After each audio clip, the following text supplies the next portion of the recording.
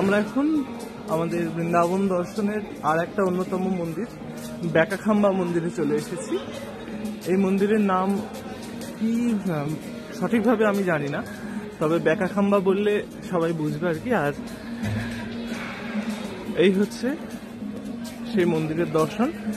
এই কাছে থেকে দর্শন করে নাও, কারণ কাছে ওইদিকে গান বাজছে, ওই রাধে রাধে বরসানে বালি রাধে গানটা বাজছে। এখন সেই গানের মধ্যে নিয়ে গিয়ে যদি আমি ভিডিও করি তাহলে ইউটিউবে কপিরাইট দিয়ে দিতে পারে, তাই এখান থেকে দর্শন করে নাও। কাছ থেকে আমি এই মন্দিরের দর্শন করাবো, সেই ভিডিওটা মিউট থাকবে।